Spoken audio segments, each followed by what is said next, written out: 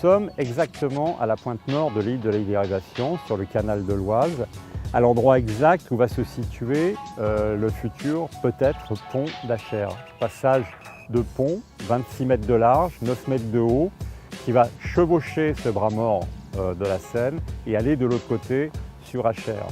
C'est un projet titanesque en tant qu'envergure, c'est un ouvrage d'art important qui fait plus de 700 mètres de long, 9 mètres de haut, 26 mètres de large, 2 fois 4 voies, c'est de type autoroutier qui va coûter environ 120 millions d'euros aux estimations actuelles. Donc on pense que ça va coûter beaucoup plus cher. Est-ce que oui ou non ce projet améliore le trafic? C'est non, ce que l'on dit depuis 6 ans.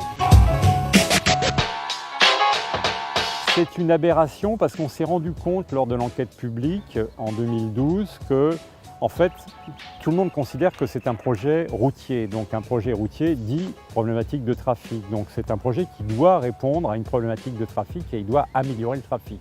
Tous les franchissements de Seine, de par cet appel de circulation, augmentent énormément. Donc ça ne marche pas en termes de trafic, ça c'est la première arnaque. Alors après on s'est rendu compte qu'il y avait une deuxième arnaque parce qu'on nous a dit ça va améliorer, alors pour les besogneux, le fait de passer d'un point à l'autre, les gens qui n'ont pas d'autre choix que de prendre leur voiture. En fait, à partir du moment où la circulation augmente et que c'est saturé, ça n'est pas vrai. Deuxième arnaque, on fait croire aux nantis de Saint-Germain-en-Laye, de Poissy, de Maisons-Laffitte, qui ne veulent plus de camions chez eux, qui disent ailleurs, plus chez nous, qu'en fait, ils ne vont plus avoir les camions. Mais c'est faux, parce qu'en fait, les gens vont essayer de rentrer de tous les côtés. Donc les anciens axes, la RD 190 à Poissy, ça passera quand même dans le centre-ville de Poissy, ça passera sur la RD 184. De toute façon, les gens, comme c'est saturé, seront obligés de passer par où ils peuvent, avec les GPS et ainsi de suite. Donc c'est un échec complet. Cerise sur le gâteau, en plus de ce problème de trafic, donc ça nous amène toutes les pollutions dont on ne maîtrise pas trop, parce qu'ils nous disent 50 000 voitures jour sur le pont, mais on sait que peut-être ce sera plus, peut-être 80 000, on n'en sait rien. Et évidemment, on aura la pollution qui ira avec ce trafic.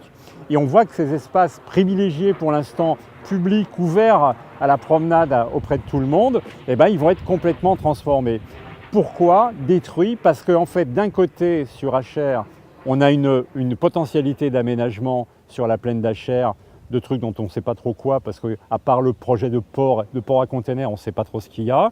Et sur la boucle de Chanteloup, à part l'écopole, où tous les projets, en fait les 3 projets principaux, le port, l'écopole, sont tous attaqués, ont tous eu des avis défavorables des commissaires enquêteurs, on voit bien qu'on a un vrai problème d'aménagement. Évidemment qu'il y a des alternatives parce qu'en raisonnant, si vous voulez, simplement par le trafic, on se rend compte qu'il y a un projet possible. En prenant un pont sur l'Oise qui est déjà existant, qu'on pourrait récupérer, donc on économiserait 80 ou 100 millions d'euros de travaux d'infrastructures lourdes pour pouvoir recopier un peu un aménagement intéressant le long de la ville de Chanteloup, notamment entre la D1 et la voie de chemin de fer, pour essayer de faire passer la ville par-dessus ou par-dessous ces aménagements et l'ouvrir enfin sur la boucle de Chanteloup.